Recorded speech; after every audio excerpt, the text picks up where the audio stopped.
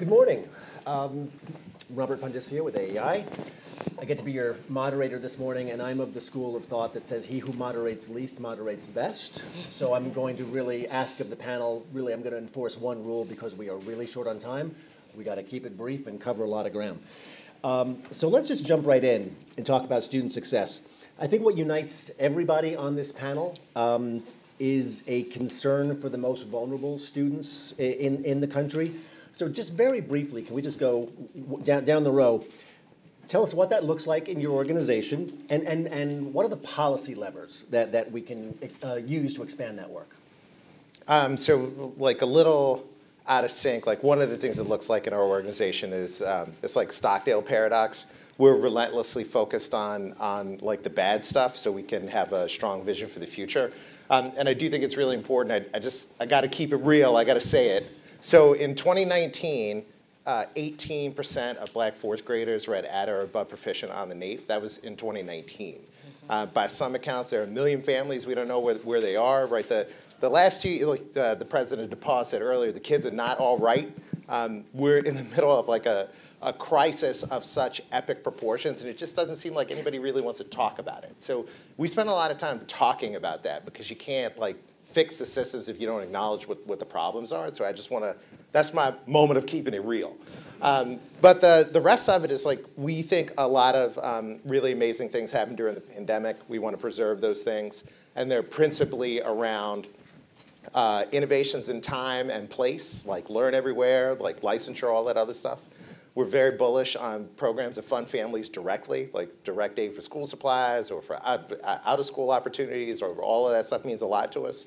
And we really think this is a time to revisit like boundaries as they exist in schooling, not just in terms of like the scarcity mindset, like only the good schools we have now are the only ones we're going to have, but revisiting, keeping it real, like the history of racist redlining, right? And what that means to the whole system, how it's funded, how people are assigned in it. And all of our states are working on sort of one or all of those things in some form or fashion. Awesome. We are about the relentless pursuit of a high-quality public education for every child in this country. We believe that charter schools are an important part of that solution and an important lever. Public education is a public trust. And it is also heavily regulated. It is governed by rules, by policies that determine who gets what, under what conditions, and how much of it. And we are here to make sure that every child gets their fair share of a great education. And we specifically advocate on behalf of the 70% of our children in charter schools who are black and brown. 62% of charter school students are from low-income families. They are our most vulnerable babies, and they deserve the very best that we've got to give them, and that is what we fight for. The most vulnerable children in the system are the oldest and poorest and blackest.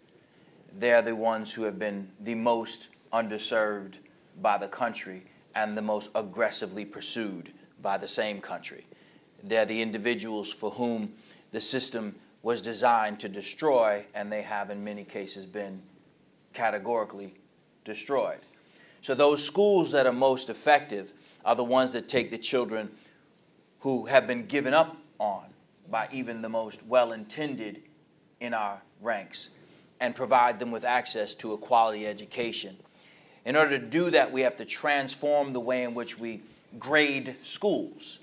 We should encourage more schools to take older students than just the way in which we do it now, which is to have a system by which our test scores are set.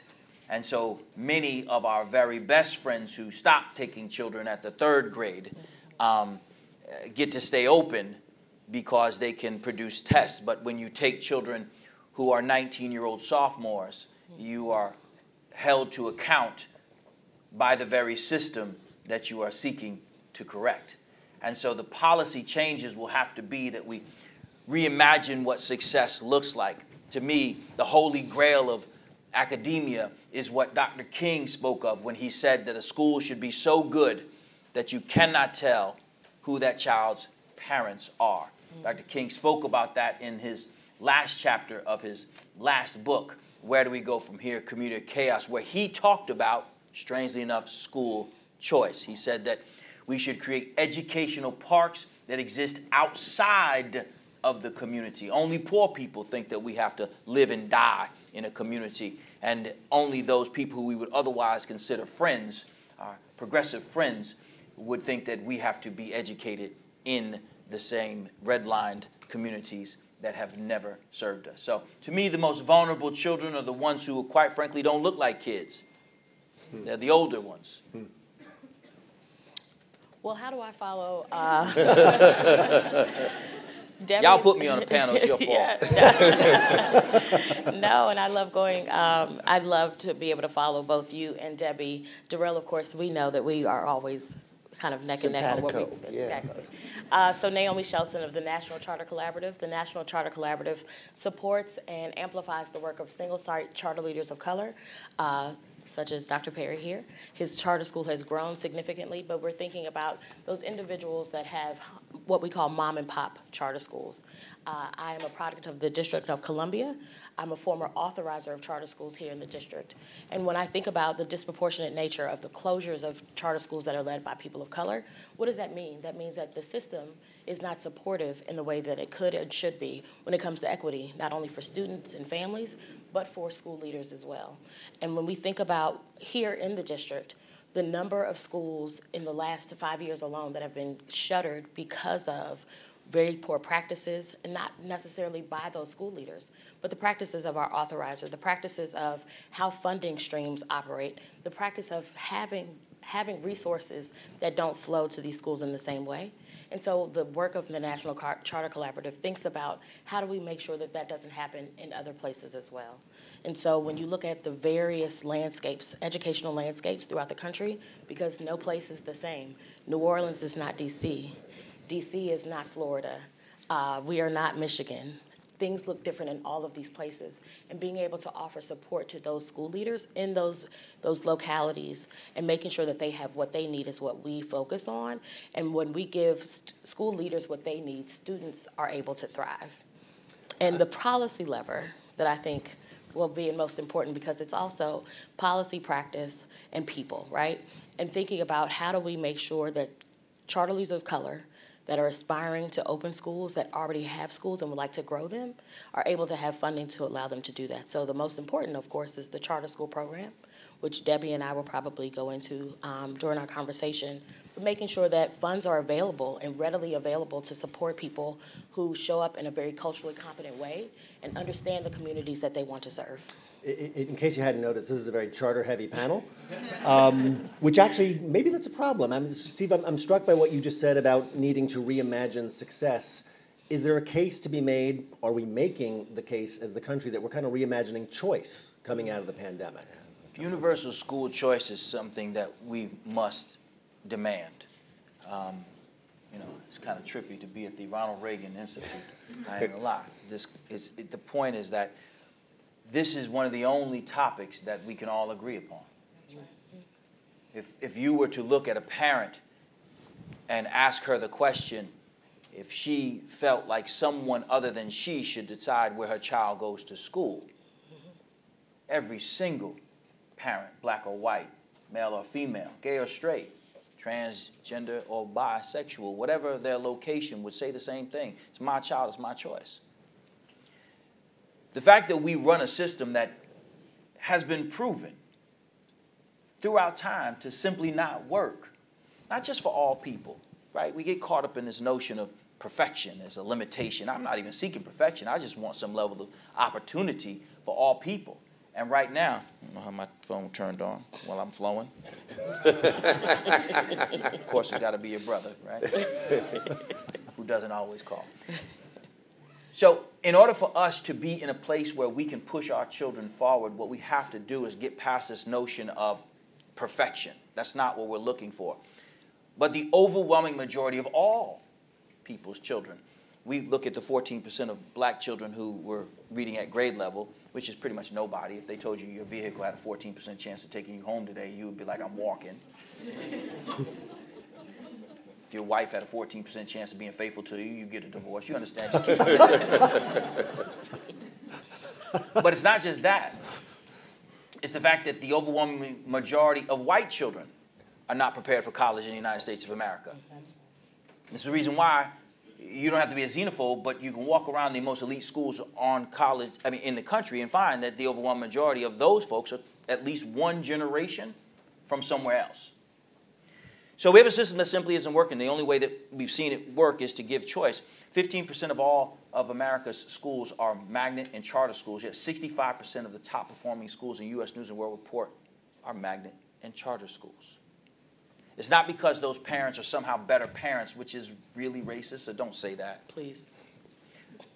Because you'd have to accept that all those parents didn't get all of their children into those schools, so they have other children in other schools that are quite frankly underperforming. It's the model that allows for people to choose the school, to choose to work in a school, to choose the curriculum that they want to work in, and to create opportunities for themselves to run a better school.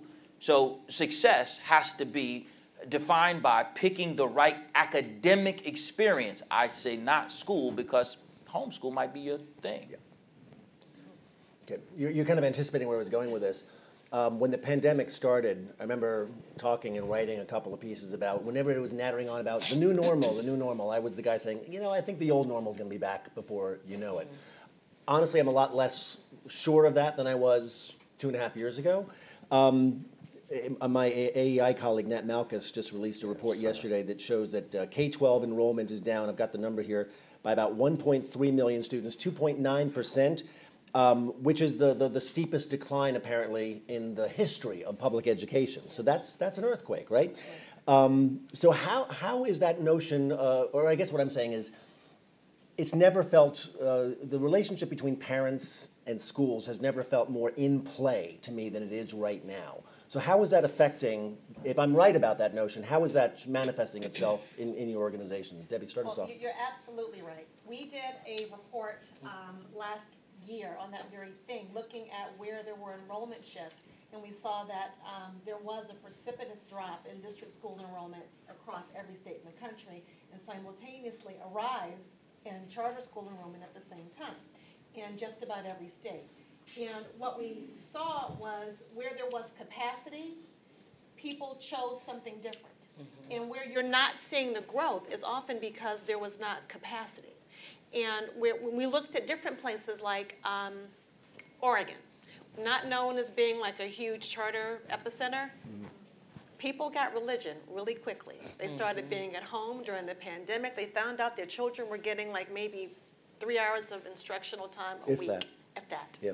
And they needed something different and something better. And so we saw tremendous growth in places like Iowa, in rural communities. Alabama went up by about 67% in charter school enrollment during the first full year of the pandemic. And I think what is unifying is that every parent is understanding that they really weren't being that well served. And it used to be like, oh, it's those poor people over there in the ghetto who don't have good school options, and oh, it would be nice if we did something for them. And now they're like, well, wait a minute, I actually haven't been well served either. And so the poor person is actually me. I need to rethink what my options are. And I think this is a galvanizing and unifying moment for public education, for education writ large, because every parent in this country is realizing, in fact, I do have a say, and I should have always had a say. I understand my power, and I am never going to give that up. Can I add one thing to this? And just to go back to the prior question, too, I always think it's really important when we talk about school choice to remember that we already have a school choice system.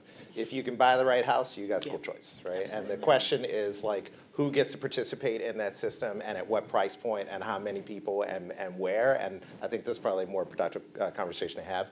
I just think, to Debbie's point, if you change like anybody's access to a thing for like 2 years, their behavior is going to change, right? If you took my TV away for 2 years, I might, maybe not that, but but like if you couldn't buy something you liked a lot for 2 years, and you come back like 2 years later, like, you probably want different things. And I would just say that that is being expressed right now in really interesting ways. Some ways it's just exit, right? So it's like a million people, like whatever. Some ways it's just other. Like you weren't there for me, and you don't respect me, so I'm out. But the other sort of most important thing to think about that is that this whole paradigm flips like the choice thing on its head, because the choice discussion is normally like, well, I have a seat here and I want a seat someplace else. And now people are kind of like, nah, you know, I want a seat here for like 3 days a week, but I really want this enrichment thing.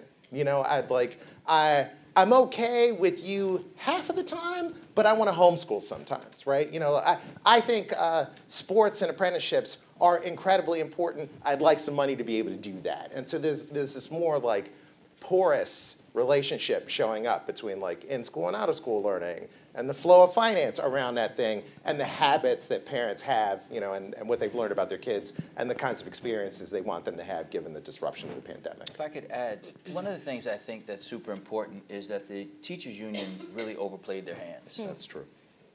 And thank God they did. Because if you don't work with them regularly, you don't understand their approach, which is everything is solved by spending more money with them and limiting access to the most needy among us while claiming to care about those very same people. It's a really bizarre three-card Molly trick that they've been playing on the subconsciousness of Americans for generations. And we've watched the cards and we've tried to follow, and they're teachers, so they must be good. But my kid comes home and says he didn't learn anything, but I know that I'm supposed to respect the education system and the public, when they keep spinning them around. And then when they started doing things like going on strike during the pandemic, you thought, well, that just ain't cool. When they started to hold children hostage, and you could see down here in D.C. when they were delivering body bags to the boards of education, and people think that's just a bridge too far, ladies and gentlemen. I think we're all jammed up here. We all need to come together as Americans. And so because they've overplayed their hands, one of the groups that they used to be able to depend on, suburban white mothers, they cannot in the same way. Those same mothers are really mothers too. Like they were allies, but then they're like, but hold on a second, I'm still a mother. And we moved out to this place to give my children access to a quality of education that, by way of comparison, I'm finding my children are not getting. And this has been a group that's been great to have on team. Up to this point, we found ourselves as Black and Latin people fighting to say, hey, you know, you got your boot on our neck. And people like, yeah, but you know, y'all kind of deserve it. You act a little silly sometimes. And you chose to live in those neighborhoods, and you chose to act that way. And then it came to a point where we looked up and we could see that we all want the same thing, which is access to a quality education, plain and simple. Let me play devil's advocate a little bit and kind of maybe call out our movement, okay? Because I'm a choice guy. Why am I unsurprised? It's my brand, right? I'm a choice guy. I'm a former charter school teacher. These days I live in rural upstate New York, and I always point out to my choice ally friends, did I mention I'm a choice guy? I'm a choice guy. Okay, it's been noted. Choice is not coming to my neck of the woods, okay? In other words, there's the local school, that's what you get. Are we possibly guilty in our movement of seeing ourselves, or how can I say this, benefiting from anxiety and discontent over traditional public schools? I wouldn't say benefiting. I think we know that specifically in the charter space, the work was rooted in innovation, right? And right now, we have not been able to carry any of that innovation into traditional public districts. One, because of one of the things Dr. Perry just mentioned, teachers unions, yep. bureaucracy, all of these reasons, we have not been able to have that exchange of information that would allow, even if you are in a rural part of the state, you're still going to have something that shows up differently. I can think of maybe a handful of things that when you walk, if someone were to come back from 75 years ago and they walk into the classroom, it's pretty much the same except for some like new fancy whiteboards, you know, maybe some computers, but it's exactly the same as it used to be. But what's the lever for change in that community? There's no competitive pressure. I don't see the policy lever that's going to make my rural school district better. Well, we all know that like education is local, as is politics. So that means that if people don't know what could be different, if you have no experience in knowing that this is a change that you could really push for, why would you? So, right, and I actually appreciate the push, but I would disagree with the supposition. The fact that we think of a school as a physical location already is the problem. Mm-hmm. At a time when most people learn to do something by YouTubing it. Yep. Google. So this notion that a school is a physical place is already outdated. At a time when we can communicate with everywhere that is known to women and men by a device, shows that we have to rethink that. So to say you don't have choice on school would mean that you would have to accept that there's a single building in your town that's a school. So that's the first part. The second part is there are more than a few people who've infiltrated boards of education, and they're done. They came to burn this thing down. I can tell you I have a couple messages from a few of them, and they want to know where to light the match.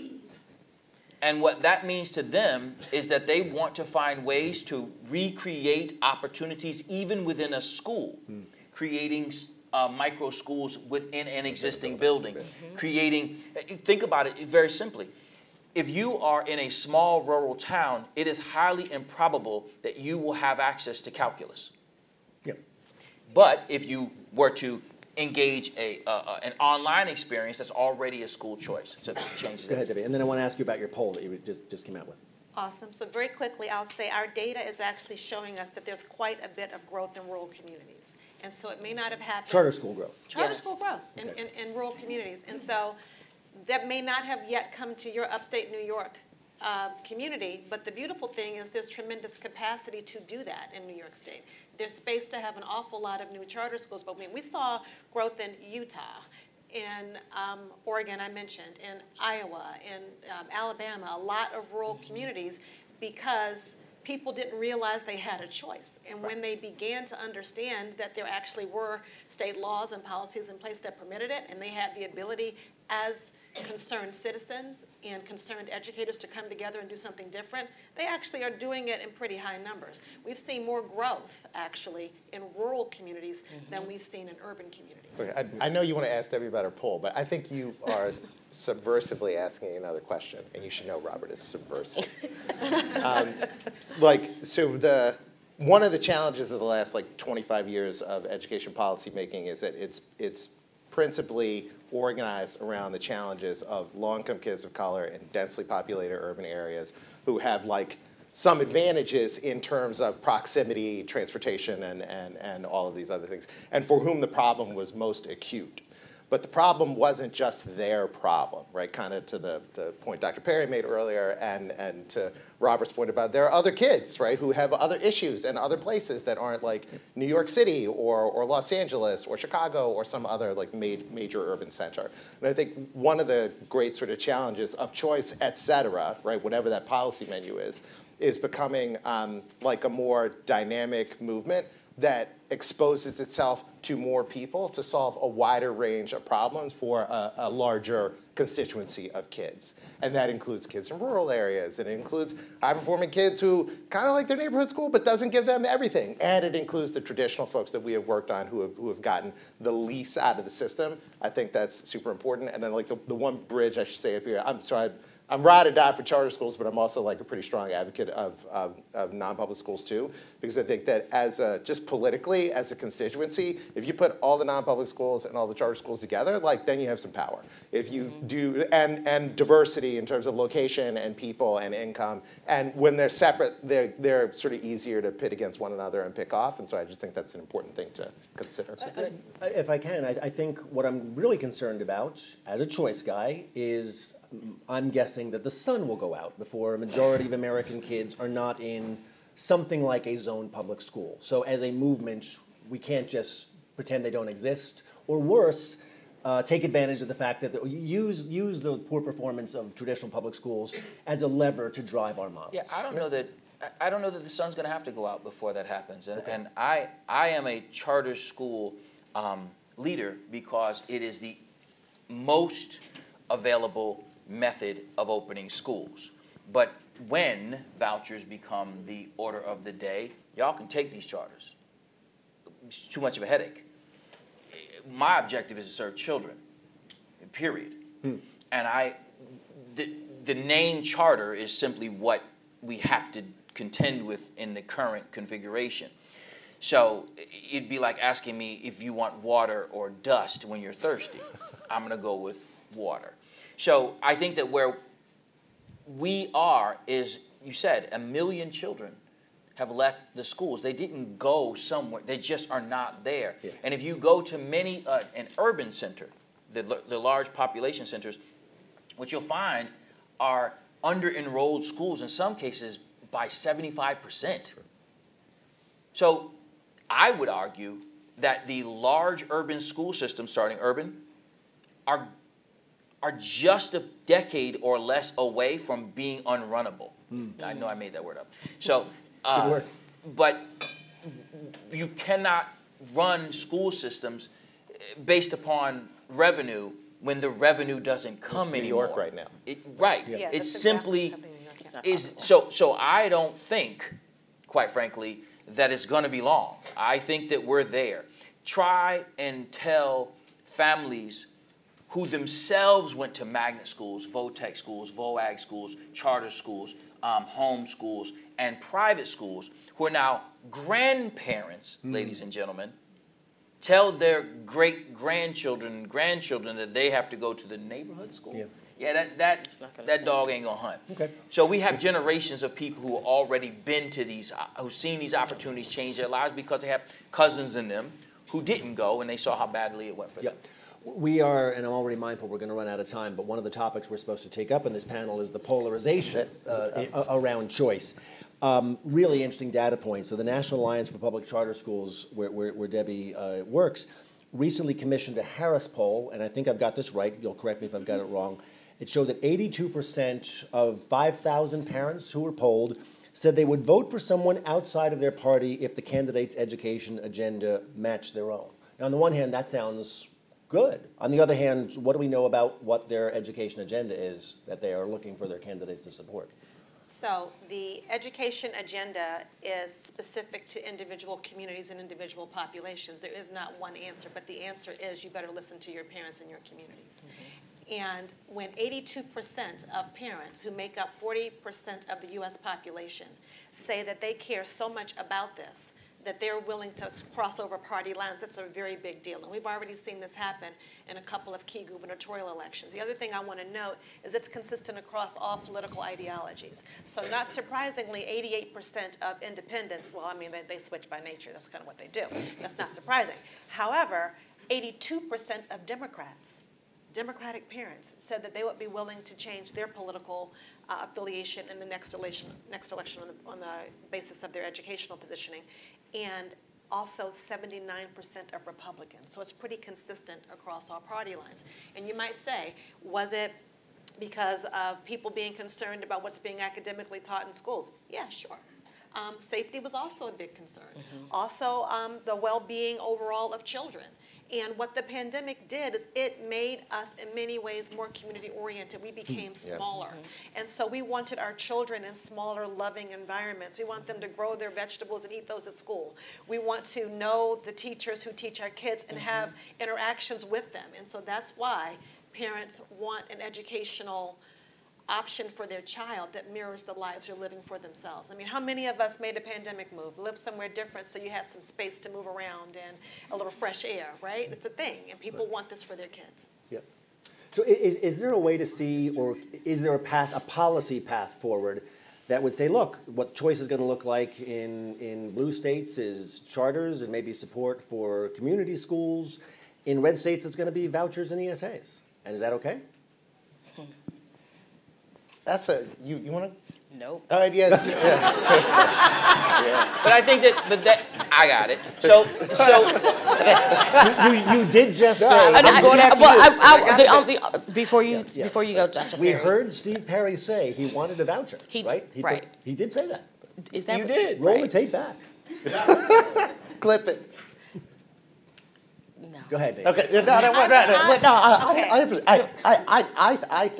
I don't think we should reduce it to red and blue.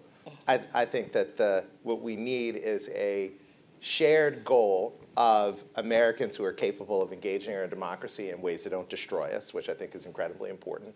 And I think the way you're going to get there is different based on where you are. However, I think the tools, right, like the sort of equivalent of like gravity, electromagnetism, strong force, weak force, right, and the policy space to help you get there are probably consistent, like broadly. So like I want to fund families. I want to have a way to measure things. I don't think address should be the most important thing that defines the kind of education you get, and then you see what happens. I think if we set it up immediately as like a red-blue paradigm, although it may end that way. You start with a divided paradigm, and we got enough division. And disproportionately, we are impacted, right? That's what ends up that's what happens, right? People of color, no matter what the policy is, are usually not taken in consideration on the front end of that, and then have to figure their way out, right? Figure their way and navigate around that. The idea of having vouchers sounds great, but it was also a tool of white flight, right? So how do we think about this differently and think about choice? And that's probably where you're going to go, Dr. Well, Perry.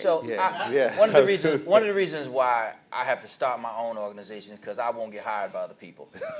Or stay employed by them. But let me just, or stay employed. Last time they fired me. So hired, what? How's that working out for them? So we need to stop policing other people's intentions. If you don't want your daughter to go to school with my son, awesome. I don't want my son to go to school with your daughter. Easy. We keep it simple. You want to teach CRT? Have at it. I don't. You want to? I do. It doesn't matter. What my job here is to be a purist, which is to say, I can't tell you I support choice, but choice that I support. Yeah. That's not what I'm here for. I'm here to make sure that Black and Latin kids get access to a quality education. And if yours get access to it as a result of that, awesome. But yours can't get access to it, and then mine don't, right? So the way this thing works for me is really simple. Whatever the public decides makes it the public's education. And I haven't seen anybody opening any neighborhood schools lately. Ergo, if I'm looking at it from a business model, that seems to be a dying model. However, schools of choice seem to be popping up all over the place. Therefore, we have to find as many levers as are possible. There are some real challenges. You brought up the issue around rural schools. I believe that where the conversation doesn't go often enough is around rural schools, because there are some physical challenges there. When you're going to somewhere in Iowa, go to the bathroom before you leave, because you ain't going to get there for a while. So these are things that I don't think that I should be making a determination about what happens in Iowa. But in Connecticut and New York, I'm all over that. I can tell you what we need. We need access to school choice, which to me means money follows the child. Because we seem to have issues with the term voucher because it's been weaponized by the teachers union. But I'm for Medicaid, a voucher, Medicare, a voucher, student financial aid, a voucher, Section 8, a voucher, TANF, a voucher. All vouchers. The GI Bill is one of the greatest programs in American history. It is an absolute educational voucher program that said you could go to public, private, Catholic, Protestant, and any kind of college you want. And it created a middle class. It actually worked. And it's a voucher program. You know why? Because our government is bad at running certain things, like schools, for instance, and housing. And so the government said, you know what, we suck at this. So we should let the private sector or other individuals do this, and they do it better than we do. That's a voucher. If people want to run from the word, have at it. For me, I'm going to call it what it is. Mama says his name is Clay, I'm going to call him Clay.